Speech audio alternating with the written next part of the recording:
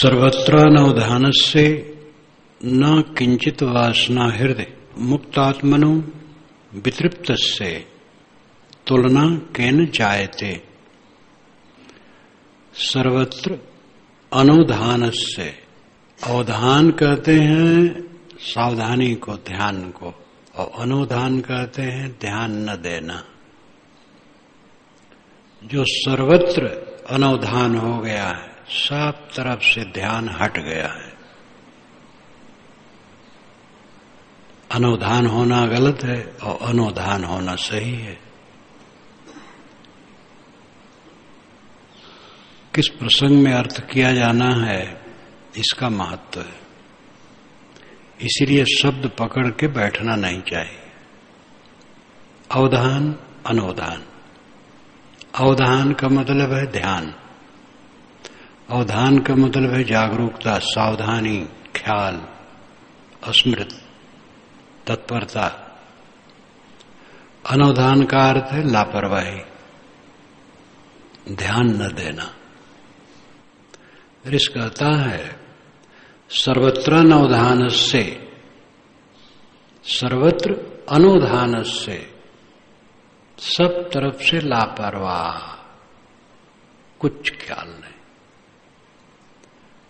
अर्थ है कि सब तरफ से ध्यान हट गया, सब तरफ से मन लौट आया। ऐसा नहीं कि जो काम करना है तो उसके लापरवाह है। लंगोटी कहीं फैला दे तो लापरवाह है, उसको उठावे ना और पड़ा रहे 24 घंटा। व्यवहार में तो अवधान चाहिए, साधना में भी अवधान चाहिए। सर्वत्र अनवधान हो गया, यानी सब तरफ से अपने मन को समेट लिया, कहीं ध्यान नहीं। सर्वत्र अनवधान से न किंचित हृदय वासना, हृदय में कुछ वासना नहीं रह गई। कुछ देखूं, सुनूं, भोगूं, पाऊं, खाऊं, कुछ भी वासना नहीं रह गई। मुक्त आत्मनो वितृप्त से, वितृप्त हो गया, अच्छी तरह से तृप्त हो गया, संतुष्ट हो गया। मुक्त आत्मन, ऐसे मुक्तात्मा की तुलना केन जायते, किससे उसकी तुलना की जाए। राजा, बादशाह, मंत्री, राष्ट्रपति, विद्वान, कलाकार, धनी, पूंजीपति, किसी से उसकी तुलना नहीं हो सकती है। तुलना केन जायते, मुक्तात्मन,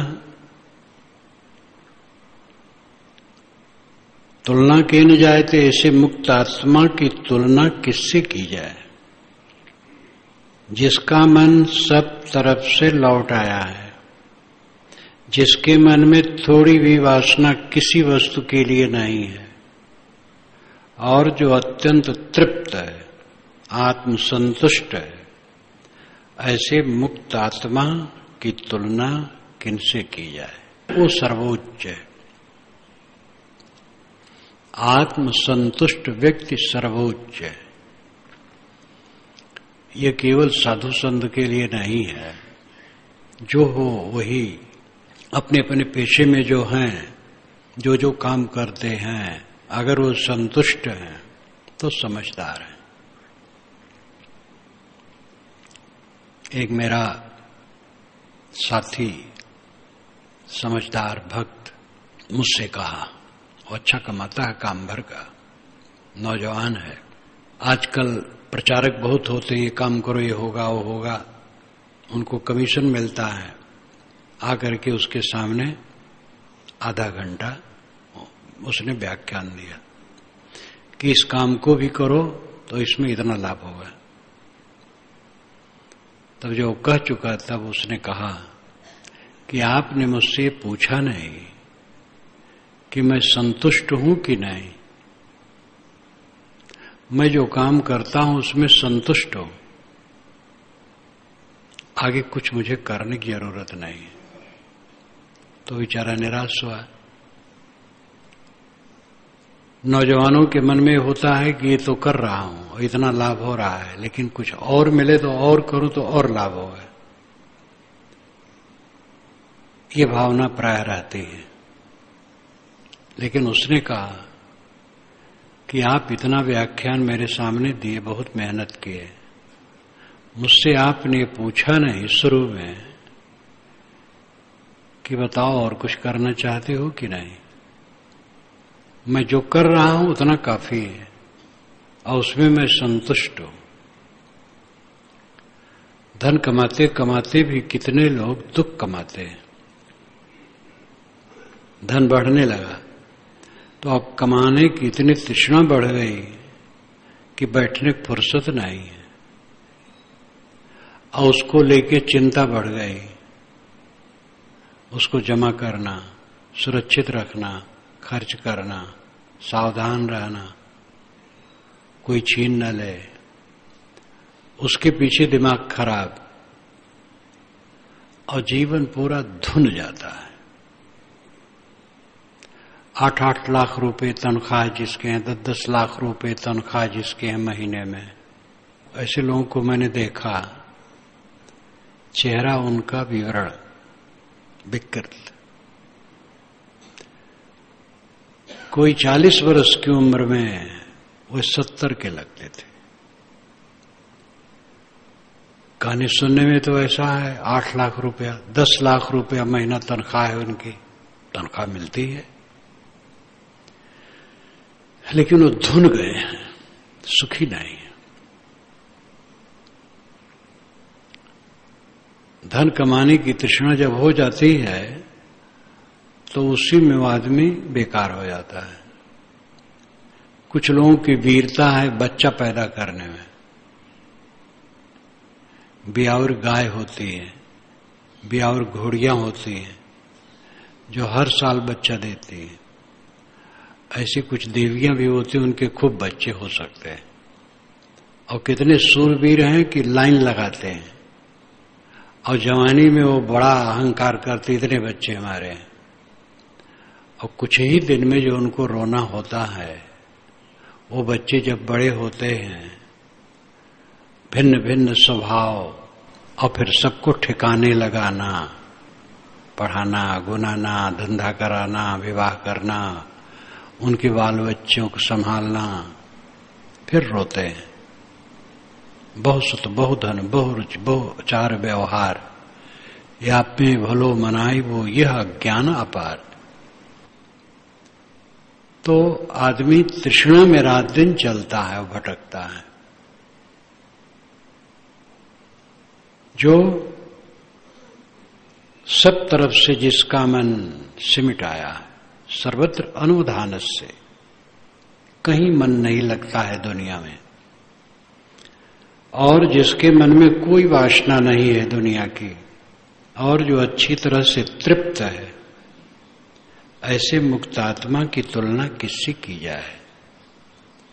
जीवन में सर्वोच्च पद है तृप्ति। व्यवहारी आदमी भी जहां रहे तृप्त रहे, जितना कमाए तृप्त रहे, तृष्णा न पड़े, जो उपलब्ध है तृप्त रहे, सब समय तृप्त रहे, ये जीवन की ऊंचाई है। जानन न जानात, पश्यन् न पश्येत, ब्रुवन् न च ब्रूते, को अन्यो निर्वासनादृते, जानन अपि न जानाति, जानते हुए भी नहीं जानता है। जानन अपि, जानन जानते हुए, अपि भी, जानन अपि जानते हुए भी, न जानाति नहीं जानता है। पश्यन् अपि न पश्यति, पश्यन् अपि न पश्यति देखते हुए नहीं देखता है। ब्रुवन् न च ब्रूते, ब्रुवन् बोलना, बोलते हुए भी नहीं बोलता है। को अन्यो निर्वासनादृते, को अन्य निर्वासनात ऋते, ऋते नाम बिना, वासना विहीन के बिना कौन ऐसा होगा जो करते हुए नहीं करता है, देखते हुए नहीं देखता है और बोलते हुए नहीं बोलता है। वासनाहीन व्यक्ति के अलावा ऐसा कौन होगा? जो आदमी देखता है, मोहता है, राग करता है, द्वेष करता है, काम करता है, कुछ करता है, अहंता ममता से करता है, राग द्वेष करता है, बोलता है, बोलने में अहंता ममता, उसमें भी राग द्वेष करता है। जो करने में, जानने में, देखने में अहंकार करता है वो राग द्वेष करता है। चाहे वो करे, चाहे बोले, चाहे जाने, सब में राग द्वेष। जिसके देखने, सुनने, करने किसी में भी राग द्वेष नहीं है, वो जानते हुए नहीं जानता है, करते हुए नहीं करता है, देखते हुए नहीं देखता है, क्योंकि उसकी अहंता ममता मिट गई है। जो कुछ करता है अहंकार नहीं, जो कुछ देखता सुनता है अहंकार नहीं, कहीं ममता नहीं, कहीं आसक्ति नहीं, निष्काम होके सब कुछ करता है। इसलिए जाननत न जानत, जानता है लेकिन नहीं जानता है। इंद्रियों के सामने चीजें हैं, जान रहा है, लेकिन कोई लिप्सा नहीं, कोई चिपकाहट नहीं। और पश्चन्य न पश्चित, देखता है लेकिन नहीं देखता है। देखना न देखना उसके लिए बराबर है, देखने की कोई इच्छा नहीं है। आंखें खुली है, चीज सामने है, देख लिया, लेकिन कुछ इच्छा नहीं है। और बुरन ब्रुते, बोलता है, बोलने की इच्छा नहीं है, लेकिन बोलता है व्यवहार में। कुवन्य निर्वासनात् ऋते, निर्वासना वाले व्यक्ति के बिना ऐसा कौन होगा? निर्वासनात् ऋते, ऋते बिना, बिना वासना के जो है उसके अलावा कौन ऐसा होगा? वही व्यक्ति है जो जानते हुए नहीं जानता, देखते हुए नहीं देखता, वो बात करते हुए नहीं बात करता, मानो वह है जो वासनाहीन है। वासनाहीन है, शरीर निर्वाह के लिए, दूसरे के हित के लिए क्रिया करता है और उसको और कोई कामना नहीं। भिक्षुर्वा भूपतिर्वा यो निष्कामा सशोभते भावेश गलितायस शोभना शोभनामति ही। भिक्षुर्वा भूपतिर्वा यो निष्कामा सशोभते, चाहे भिक्षु हो चाहे राजा हो, जो निष्काम है वही शोभा पाता है। यहां पर बहुत व्यापक दृष्टि से कहा, साधु भेष धरे हो वही नहीं, कोई हो, भिक्षु हो, भूपति हो, जो निष्काम है वही शोभायमान है, वही सुखी है, वही महत्वपूर्ण है। कामना वाला महत्वपूर्ण नहीं है। निष्काम व्यक्ति महत्वपूर्ण होता है। एक आदमी शौच स्नान की क्रिया में लगता है, उसके पास पैसे हैं, कपड़े हैं, वहां जानवर हो उधर करके नहाए धोएगा, कोई डर उसको नहीं रहेगा। लेकिन आदमी हो तो डरेगा, ये लेकर के भाग सकता है। जानवर से कोई डर नहीं, वो नहीं भागेगा। जानवर उसके लिए समझता ही नहीं है, निष्काम है। निष्काम व्यक्ति से कोई नहीं डरता है, सकामी से सब डरते हैं। आदमी महासकामी है, जानवर ऐसे सकामी नहीं, सामान्य, पेट भर जाए बस और कुछ चिंता नहीं।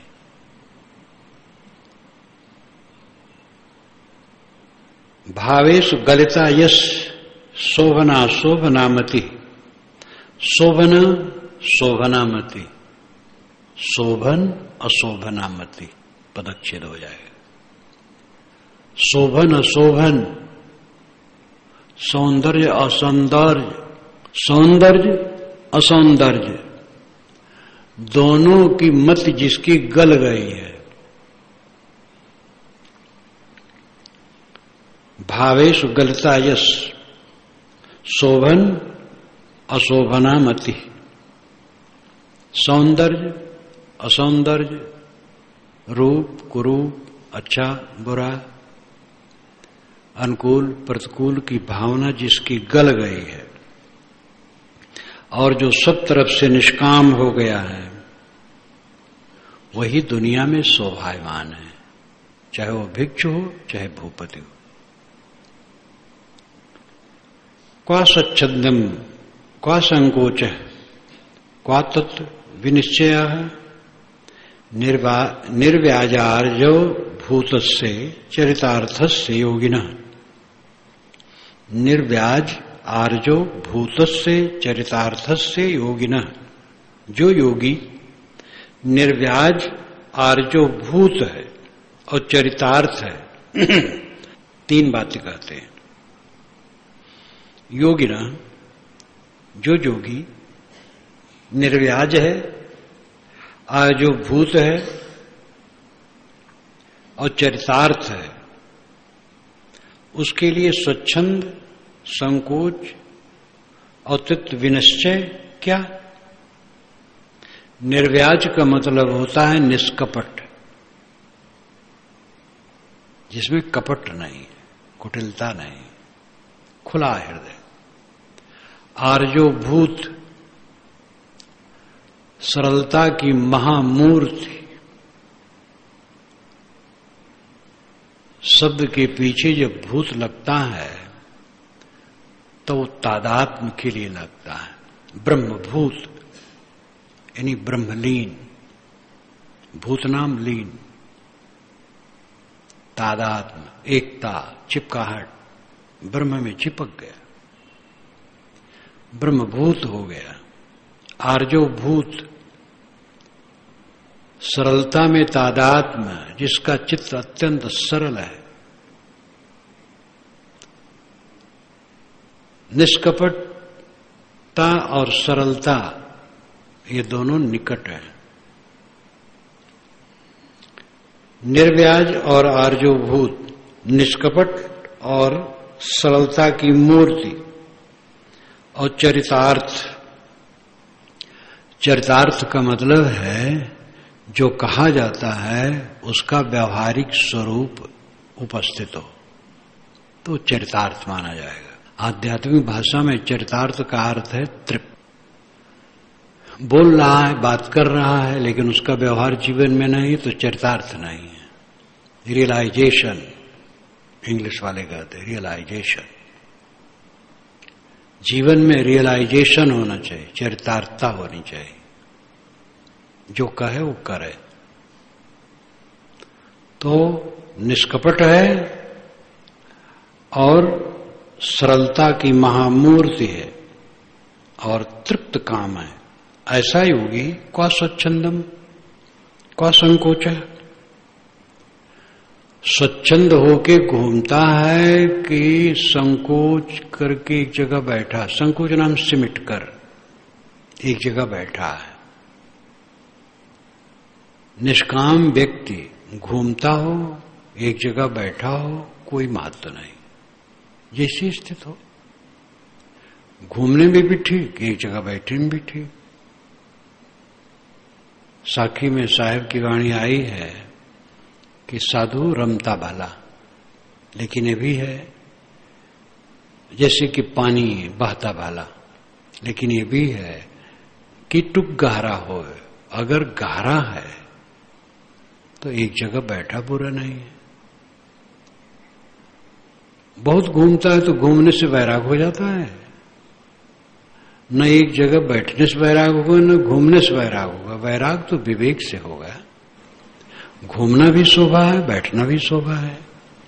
विवेक से घूमा जाए वो ठीक, विवेक से एक जगह रहा जाए वो ठीक। रमण महर्षि कहीं नहीं गए, जीवन भर एक ही जगह रह गए।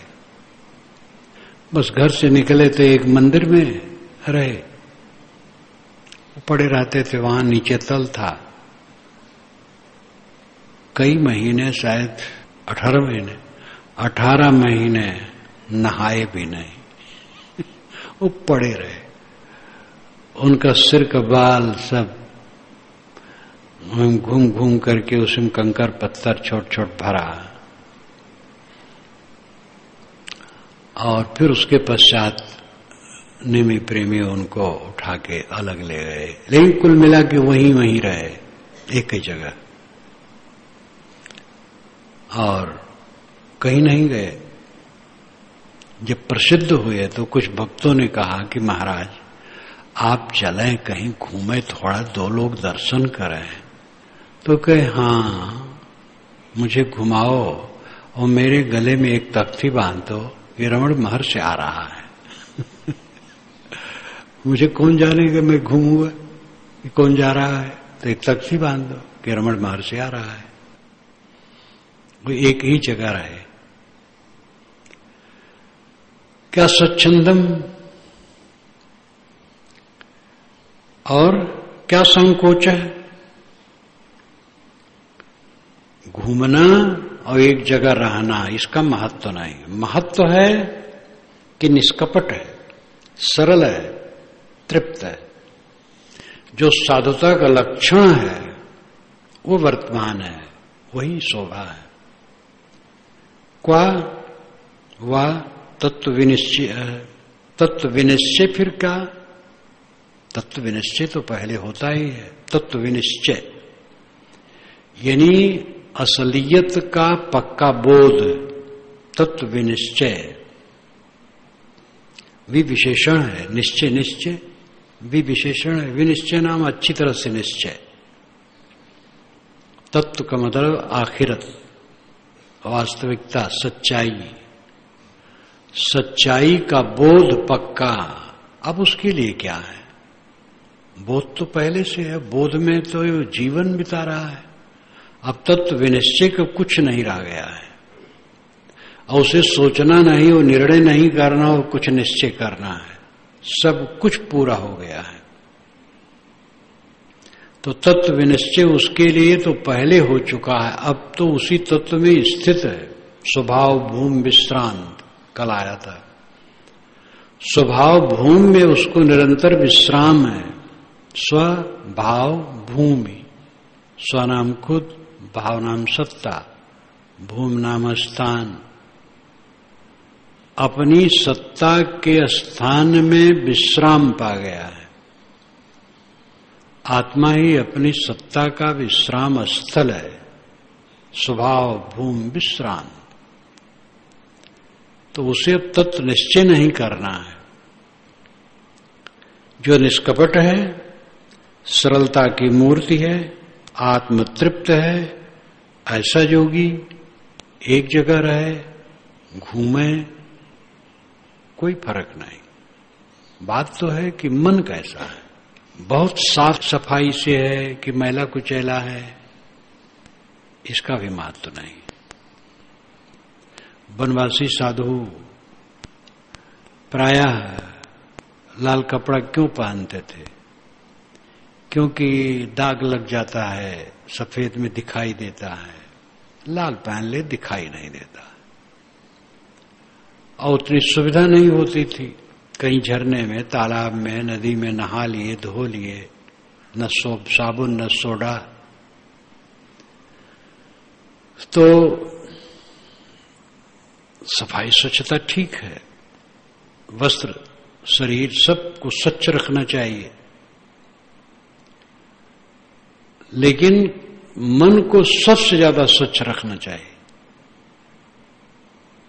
पारखी संतों की स्वच्छता और कुछ वैष्णवों की स्वच्छता। वैष्णव में भी कुछ ऐसे हैं कि जो बहुत स्वच्छता का भाव रखते हैं, टकसार, बहुत टकसार विधान का पालन करते हैं। सन्यासियों में कुछ हैं ज्यादातर नहीं। वैष्णवों में है और पारखियों में है। स्वच्छता आवश्यक है, लेकिन सब प्रकार की शोभा है निष्कपटता में, सरलता में और आत्मतृप्ति में। यह सब है तो सब ठीक है, और अगर यह नहीं है तो सफाई स्वच्छता है, उसका महत्व है। नहीं वैसा आचरण है तो सफाई स्वच्छता है तो उसका आचरण महत्व ही ये है, वो बुरा नहीं है। लेकिन अंदर बाहर दोनों साफ होना चाहिए। पारखी संतों की स्वच्छता प्रशंसनीय है। एक वेदांती जब मेरे भोजन में बैठे तो मगन होकर के कहा उन्होंने, ये सन 66 की बात है, मैं बहराइच में था, कुंभ मेला करके फिर उधर गया था, तो मेरे भोजन में बैठे, कहे भोजन तो स्वच्छ पारखी संतों में आता हूं तब मिलता है। तो प्रशंसा दूसरे भी करेंगे जो अच्छी बात होगी, इसलिए बाहर की स्वच्छता भी पूरी होनी चाहिए। लेकिन भीतर की स्वच्छता में और सावधान होना चाहिए। कपड़े साफ हैं, शरीर साफ है, मन में राग द्वेष है तो सब बेकार है। अंदर बाहर साफ। तो ऋषि कहता है, निर्व्याज आर्यो भूतस्य चरितार्थस्य योगिनः क्वा स्वच्छंदम क्वा संकोच व तत्व विनिश्चय। जो निष्कपट है, सरल है, तृप्त है, ऐसे योगी के लिए घूमना और एक जगह रहना इसका महत्व नहीं। जब जैसी स्थिति हो ठीक है। तत्व निश्चय पहले से है और उस तत्व में स्थित है। अब आगे उसे कुछ निर्णय करना दूसरे के लिए हो सकता, अपने लिए कुछ नहीं। दूसरे के लिए निर्णय बता दे, दूसरे लिए तत्व निश्चय बता दे। अपना तो तत्व से, तत्व में ही है, असलियत में ही सदैव निवास करता है। अब उसको कुछ करना धरना अपने लिए बाकी नहीं। आत्म विश्रांत तृप्तेन निराशेन गतार्थिना अंतर यदन भूयेत तत्कथम कस कथ्यते।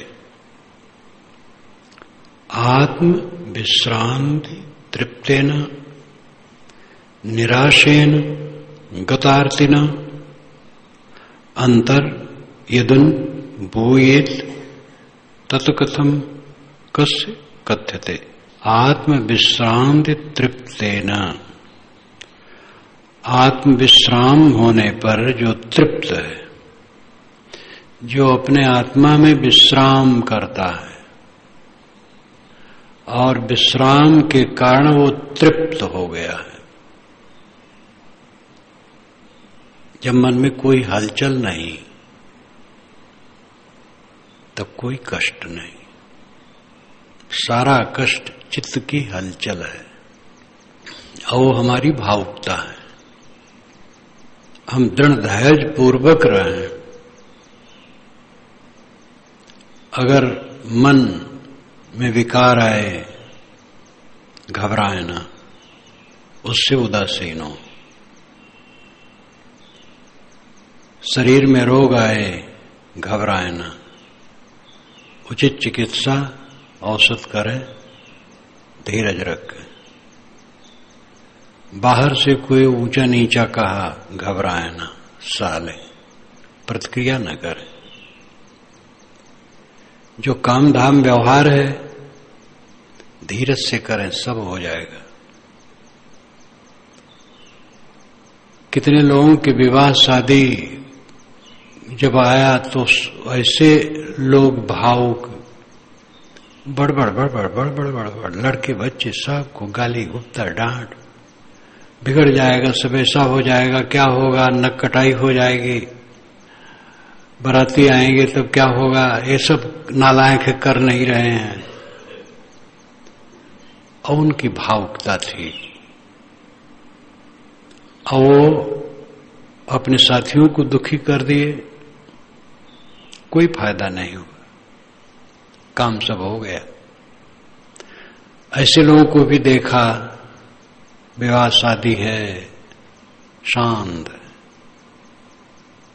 हो जाएगा, सब हो जाएगा, सब करने वाले करते हैं। समझदारी से कह दिए काम हो गया, सब हो जाता है। कितने लोग 10 दिन के बाद ट्रेन पर बैठना है, आज इस घबरा रहे हैं, भीड़ तो नहीं हो जाएगी, घुस पाएंगे कि नहीं घुस पाएंगे, मार परेशान है। और जब गाड़ी आती है सब लोग गाड़ी बैठ लेते हैं, गाड़ी में न घुस पाए ऐसा चांस करीब करीब नहीं आता है। तो आदमी हलचल में पड़ जाता है। समझदारी का मतलब है कभी हलचल न मन में हो, धीरज रखो, सब हो जाएगा, रोग कट जाएगा। मन में विकार आए वो खत्म हो जाएंगे। कोई उल्टा पलटा कहा वो कह करके शांत हो जाएगा। अपना सह लो, बस अपनी प्रतिक्रिया न करो। और जो काम करते हो सोच लो, समझ लो, आपस में बात कर लो और करो, सब हो जाएगा। जो हड़बड़ा करके कलह में पड़ जाते वो नुकसान है। कलह में न पड़ो, शांत रहो, सब हो जाएगा। जीवन के सभी कोणों पर ध्यान दो और सब में शांत और स्थिर रहो और विश्वास रखो, सब हो जाएगा, कुछ रुकेगा नहीं। आत्म विश्राम तृप्त से तृप्तेना, आत्म विश्रांति तृप्तेना, आत्म विश्रांति होने से जो तृप्त है, आत्मा में विश्रांति, हलचल नहीं है और तृप्त है, निराशेन, भोगों की कोई आशा नहीं है। देखकर, सुनकर, भोगकर, जानकर चित्त का रोग हमने बटोरा है और कुछ हुआ फायदा नहीं हुआ है। आज तक जो देखे, सुने, भोगे, पाए, उससे रोग बटोरे हैं। और क्या हुआ है? विधाता ने हमें दुख दे दिया। विधाता कोई दुश्मन नहीं है, हमारे अज्ञान ने हमें दुख दे दिया। लोग ये नहीं सोचते हैं। विवेकवान निराशेन, निराश होने से तृप्त रहते हैं। कामना ही नहीं है कुछ भोग की, न देखने की इच्छा, न सुनने की इच्छा, न पाने की इच्छा, न भोगने की इच्छा, कुछ इच्छा नहीं, सदैव तृप्त। गत अर्तिना, गत अर्तिना, कष्ट, पीड़ा, मनोवेदना, कोई पीड़ा नहीं। अंतर यदनुभूयेत, अंतः यत अनुभूयेत, पदच्छेद हो जाएगा। अंतः यत अनुभूयेत, जो अंदर में ऐसी स्थिति में अनुभव है, तत्कथम कस्य कथ्यते, उसको कस्य, किससे, कथम, कैसे कहे, कथ्यते, कथम कथ्यते, कैसे कहे, कथम नाम कैसे। प्रयोग के अनुसार कथम के कई अर्थ हो जाते हैं। यहां है कथम कथ्यते, कस्य कथम कथ्यते, किससे कैसे कहे। जो आत्म तृप्त है, आत्म विश्राम में है, सारी आशा और कामना से मुक्त है, जिसके मन में पीड़ा नहीं है वह अपने अनुभव को किससे और कैसे कहे। अनुभव कहा नहीं जा सकता है। जो कहा जाता है वो केवल शब्दों के द्वारा संकेत होता है। जो अंदर की शांति है वो शब्दों में कैसे आएगा? भीतर की शांति शब्दों में तो नहीं आएगी, इशारा होगा, संकेत होगा बस। जब आदमी वैसे स्वयं रहने लगेगा तब अनुभव होगा। जो भोगों की कामना छोड़ देता है, सम्मान की कामना छोड़ देता है और चाहे जैसी स्थिति में अचल रहता है, जो अपने से विपरीत कहने वालों पर भी तनिक भर भी अमर्ष नहीं करता है और मन में गांठ नहीं बनाता है, निर्मल मन, निर्ग्रंथ मन, शीतल मन, अंतर यदु भूयेत अंतः यत अनुभूयेत, जो भीतर में इसका अनुभव होता है तत्कथम कस्य कथ्यते, वो किससे कैसे कहे वो कहा नहीं जा सकता है। कहा तो जाता है लेकिन वाणी में वो चीज थोड़े आएगी, इशारा होगा। इसलिए सभी साधक को इस दशा में रहना चाहिए। कोशिश करो, कोशिश करते करते ऐसी दशा बनती है, एक लागे किसी की नहीं बनती है। बड़े बड़े पूंजीपति मेहनत करते करते तब बड़े पूंजीपति हुए हैं। कोई भी काम करते करते होता है। मैंने पहली कविता बनाई है गुरुवर तुम्हारी महिमा अनुपम अपार है, और ये बनाई जब अपने ननिहाल से एक संत के दर्शन के लिए जाता था।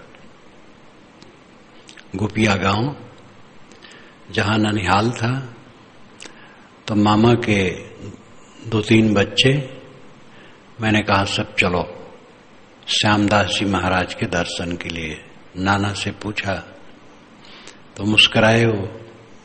कई बार मैं कहा हूं नाना साहब बड़े भक्त, बड़े शांत, रामचरितमानस के तो कागभूषुंड, रोज पार्थिव पूजने वाले, सब समय राम राम कहने वाले, बड़े अच्छे थे। तो मैंने कहा कि मैं सुनता हूं पास के गांव में श्यामदास जी महाराज हैं। तो मुस्कुराए कहे हाँ हैं, विनम्र हैं, मीठे हैं, आचरण ठीक नहीं है। एक युवती गांव की वही रहती थी, देखा वहां सुंदरी सुंदरी थी, युवती थी, लेकिन मैंने सोचा वो है जाने, संत हैं चलूंगा। चला तो रास्ते में मुझे एक कविता फुरी, गुरुवर तुम्हारी महिमा अनुपम अपार है। तो कागज और पेंसिल थी, उस समय डॉट पेन नहीं होता था। तो एक मेड़ पर बैठ गया और मम्मी जात भाइयों को कहा कि अलग अलग बैठ जाओ, हमसे बोलो ना। वहीं लिख डाला। तब उठ करके गया तो सचमुच में श्यामदास जी बहुत मधुर थे, मस्त शरीर, उस समय 40-45 के, गोरे गोरे और बड़े शीलवान, बड़े अच्छे। अब वो उनकी बड़ी कमजोरी थी, वो जाने उससे हमसे क्या मतलब रहा। बातचीत बहुत बढ़िया किए। पारक सिद्धांत में मैं तब रम रहा था। पहली कविता यह है, ये मुझे क्या पता था इतना सब लिखूंगा। करते करते होता है। साधक घबराए ना, काम वासना मन में उठ सकती है, हटा दो, हट जाएगी। फिर ऐसा समय आएगा कामों में कुछ भी नहीं रहेगा, बिल्कुल निर्मल, एकदम निर्मल, करते करते होता है, कोई घबराओ ना। क्रोध का वेग आता है, अहंकार का वेग आता है, घबराओ ना, उसको धत भुला दो, हटा दो। धीरे धीरे वो ठंडा हो जाएगा। सारे मानसिक विकारों पर विजयी होने में समर्थ हो, विनम्रता पूर्वक लगे रहो, चालाकी मन की न करो। अकेले में एकांत में भी मन इंद्रियों की गुदगुदी में न पड़ो, और कोई ऐसा काम न करो जो साधना के विरुद्ध है। बिल्कुल दृढ़ रहो, आगे बढ़ते चलो, लाभ होगा और पूरा लाभ होगा। आत्म विश्रांति तृप्तेना निराशेन गतार्तिना अंतर यदुन भूयेत तत्कथम कस्य कथ्यते। जो तृप्त है, दुनिया की कामनाओं से रहित है, मानसिक पीड़ा से रहित है, ऐसा आत्म विश्राम पा जाने वाला अपने अंदर की अनुभूति किससे कैसे का है। स्वयं इस अवस्था में पहुंचो। सुप्तो न सुसुप्तो च स्वप्ने सहितो न च जागरे न जागर्ति धीरस तृप्त पदे पदे। सुप्तो अप न सुसुप्तो, ज्ञानी पुरुष सोता है लेकिन नहीं सोता है। नहीं कैसे सोता है? सोता तो है, लेकिन वो सोता नहीं है, बेभान नहीं है। देह की दृष्टि बेभान है, लेकिन सुषुप्त में भी बोध का बीज है। जो जागृत अवस्था में सोते सोते बोध भाव में रहा है, वही बीज सुषुप्ति में रहती है। इसलिए वो सोया नहीं, उस समय भी बोध है। नींद खुली तो वही बोध तुरंत आ जाता है सामने, उस सुप्त रूप में पड़ा रहा। तो सुप्तो न सुसुप्तो, सोते हुए भी वो सुसुप्त नहीं है। सोते समय भी बोध का बीज वहां है, तो मानो जागृत ही है। स्वप्ने सहितो न च, स्वप्न देखता है तो भी वो सोता नहीं है। स्वप्न भी उसके पवित्र होते हैं। जो बोध के प्रभाव हैं स्वप्न में भी रहते हैं। जागरे अपना जागृत, जब जागता है तब वो जागता नहीं है। जागृत अवस्था में जो मनोविकार मन में उठते हैं, उसके मन में विकार नहीं उठते। इसलिए जागते हुए मानो जागृत के प्रपंच में नहीं है। जो जागृत का प्रपंच है, मनोविकार आते रहते हैं, वो उसको नहीं आता है। इसलिए जागते हुए भी वो नहीं जागता है। धीरस तृप्त पदे पदे, धीर तृप्त पदे पदे। धीरवान पुरुष पद पद पर तृप्त है। पदे पदे, डग डग, पैर पैर, कदम कदम, मतलब है कि निरंतर निरंतर वो तृप्त है। इसलिए जागृत स्वप्न सुषुप्त की चिंता नहीं करनी चाहिए। विक्षिप्त अवस्था में कोई बोधवान है, विक्षिप्त हो जाए तो क्या होगा? विशाल देव जी से मैंने पूछा तो उन्होंने कहा कि एक भक्त रहे, वो बोध भाव में खूब दृढ़ थे और विक्षिप्त हो गए। तो जब बोले तो यही सब बोले, देखो गुरुजी आ गए हैं, आदर करो। लोग कहें गुरुजी नहीं आए, कहे आए हैं, दरवाजे पे बैठे हैं और कोई नहीं आ रहा, लेकिन गुरुजी आ। मैं चेतन हूं, मैं देह नहीं हूं। इस प्रकार वो बोध की बात तब भी करते रहते थे। तो उन्होंने कहा कि इसकी चिंता ही नहीं करनी चाहिए, क्या होगा, पागलपन होगा, क्या होगा, कुछ चिंता नहीं करनी चाहिए। वर्तमान में अपना खास काम है बोध में दृढ़ होना, और जो बोध में दृढ़ है वर्तमान में, उसका सब ठीक है। एक भिक्षु बुद्ध का रहे तो अकेले में रहे, वो सब साधुओं से अलग, बातचीत नहीं करे और विचित्र रहे। तो एक दूसरे भिक्षु ने तथागत से कहा, तो उन्होंने कहा अच्छा, उसको बुलाया, कहा तुम ऐसा करते हो? कहा हाँ। क्यों करते हो? एकांत रहता हूं। उन्होंने कहा एकांत का अर्थ क्या है? एकांत का अर्थ है भूत भविष्य में न रहना। जो बीती हुई बातें हैं, अगर उसको सोचते हो, समय बर्बाद करते हो, सब मरी है। और भविष्य की कल्पनाएं करते हो, वो बेकार है, सपने के समान, कुछ मतलब नहीं। वर्तमान में जियो और देखो तुम्हारे मन और शरीर पर क्या घट रहा है। वर्तमान में अपने मन और शरीर को देखो, शरीर में क्या हरकत हो रही, मन में क्या हरकत हो रही है, इसको देखो और देख करके सावधान हो। ये एकांत है। भूत भविष्य की कल्पना छोड़ करके वर्तमान में जागृत होके जीना, ये एकांत है। खाली तुम सबसे अलग हो करके बैठे हो, किसी से बोलते नहीं हो, ये एकांत नहीं है। इस चीज को समझो। बहुत बढ़िया बात उन्होंने कही। इसीलिए उनके मार्ग को मध्यम मार्ग कहा जाता है। कबीर साहब का भी मध्यम मार्ग है। वो प्रपंच में डूबना रोकते हैं, लेकिन कर्मशील रहना कहते हैं।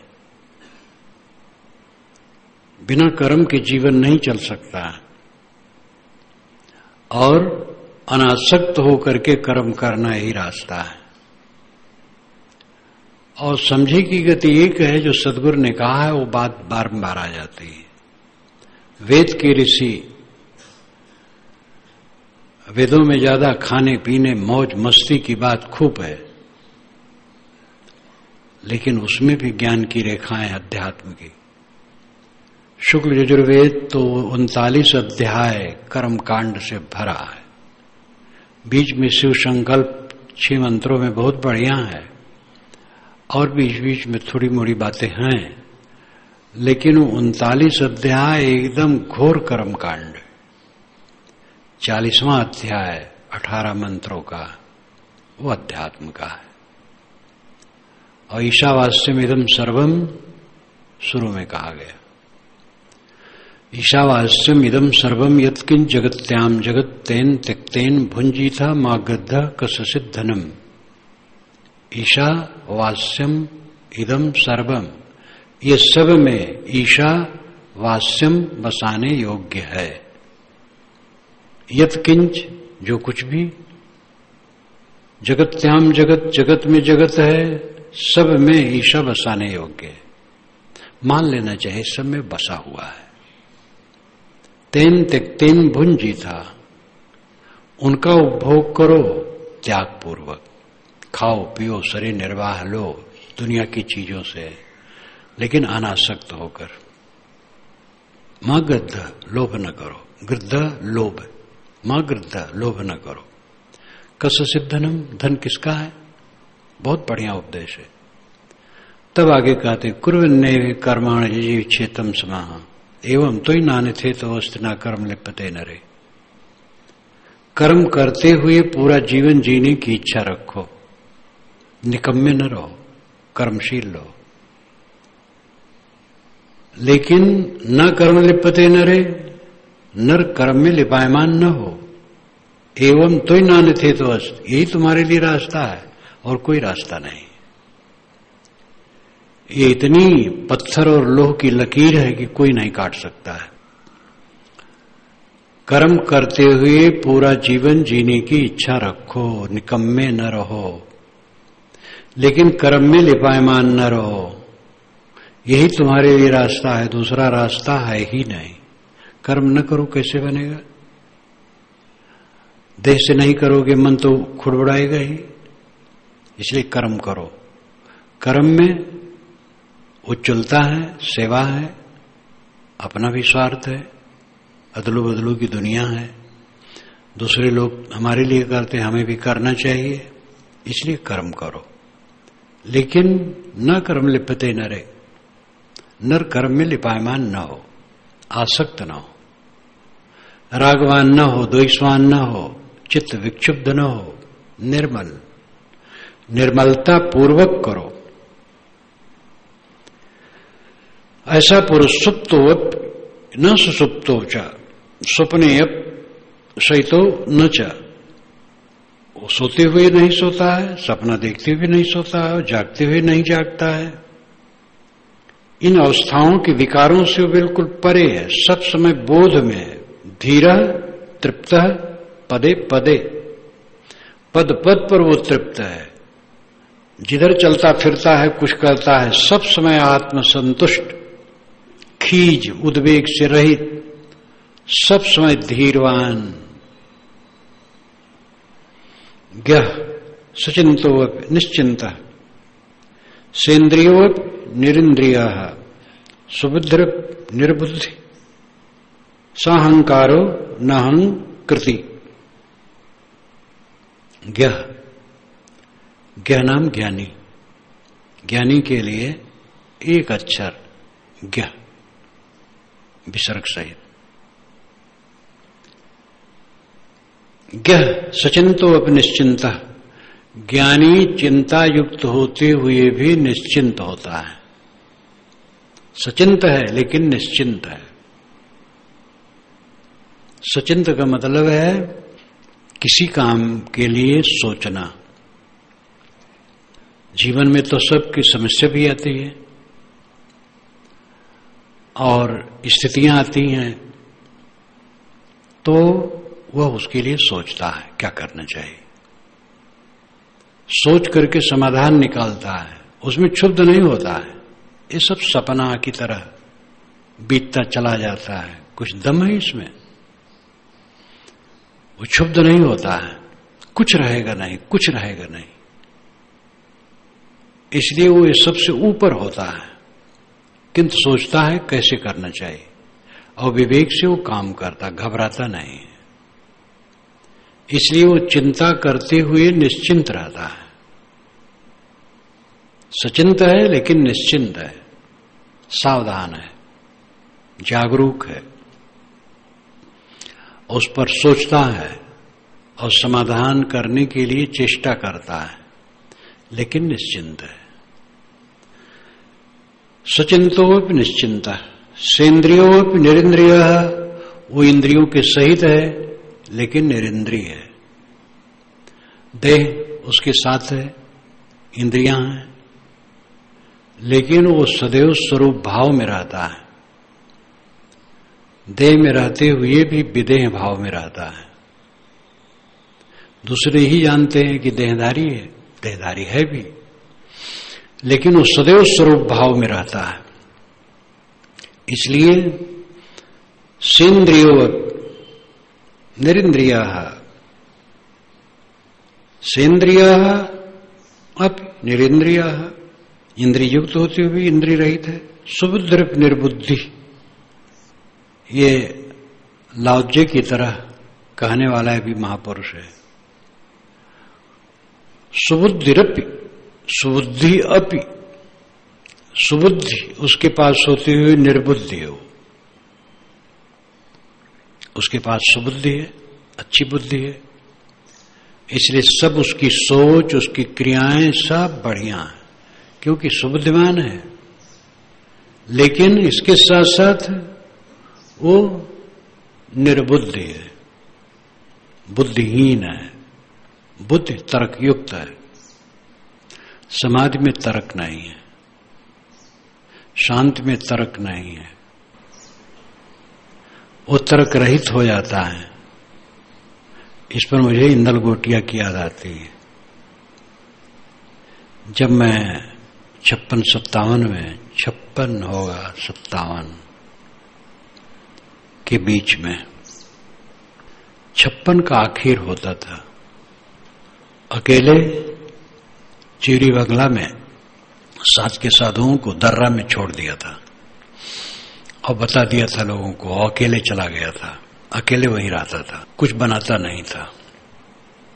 दर्रा से जलपान एक बार जाता था और चिवरी से भी कोई कुछ ला देते थे। कोई दूध कभी ला दिया, कोई नारियल ला दिया, कहीं कुछ ला दिया, फल ला दिया, ऐसे खा लेता था, पड़ा रहता था।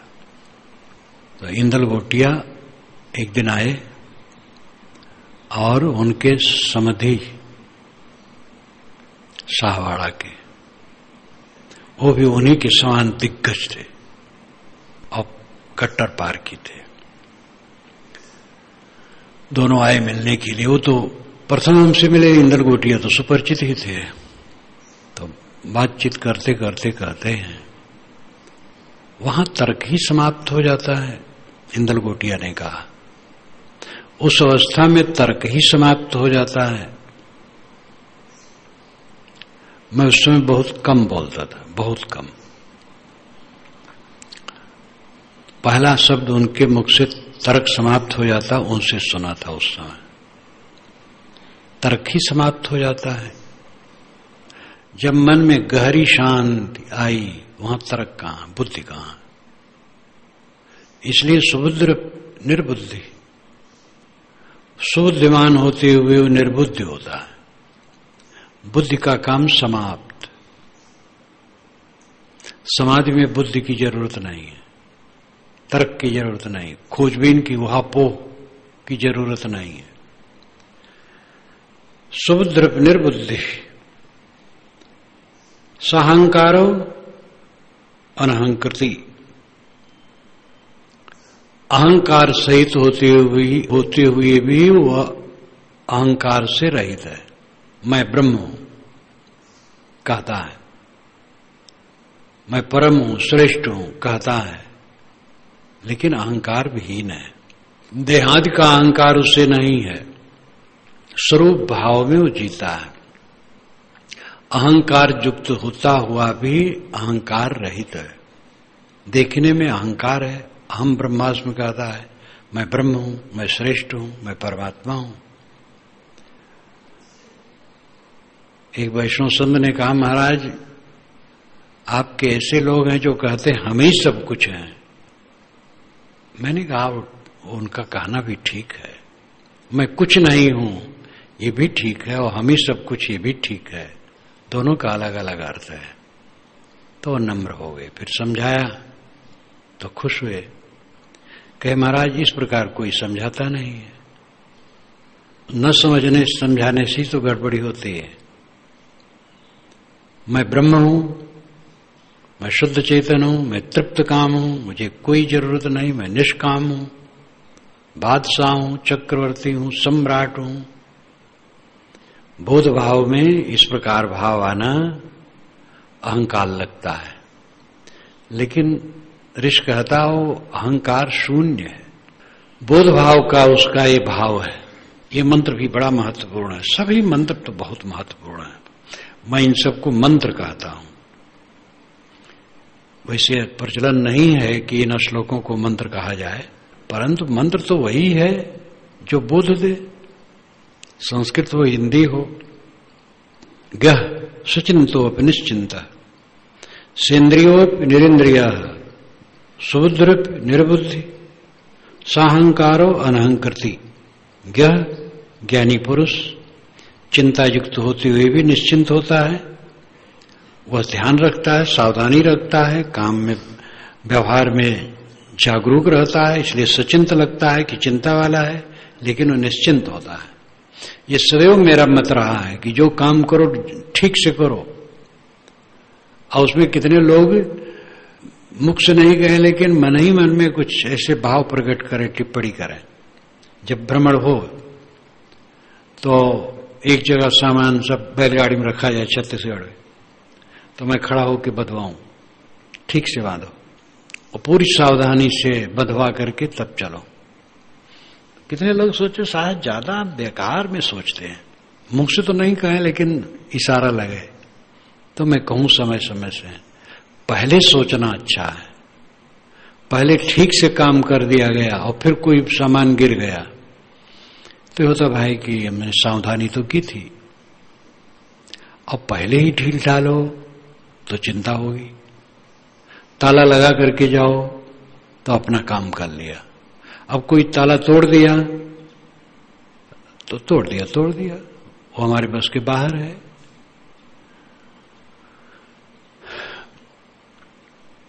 जो महाभारत में आता है कि जमीन चीर करके बीज डाल दिया किसान और अपना कर्तव्य कर दिया, पानी नहीं बरसा, वर्षा का अनुग्रह नहीं हुआ तो उसको संतोष होता, आखिर करें क्या, सब लोग जो किए मैं भी किया, अब नहीं हो रहा है तो नहीं हो रहा है, पानी नहीं बरस रहा है, लेकिन वो बीज नहीं डालता तब उसका दोष था। इसलिए काम में ढील ढाल नहीं होना चाहिए। चिंता करने वाला निश्चिंत रहता है और निश्चिंत कहलाने वाला फिर चिंता करता है, वो निश्चिंत नहीं, वो लापरवाह है, विवेकहीन है, असावधान है। इसलिए चिंता करना चाहिए जिससे निश्चिंत रहे। जो काम करना है पूरी जागरूकता के साथ तत्पर होकर के करो। तो गह सचिंतो अप निश्चिंता सेन्द्रियो अप निरिंद्रिया सुबुद्ध निर्बुद्धि। सुबुद्धिमान है लेकिन तर्क से परे परम शांत अवस्था में पहुंच जाता है और आत्मज्ञान के अहंकार में लगता है लेकिन वो अहंकार शून्य है।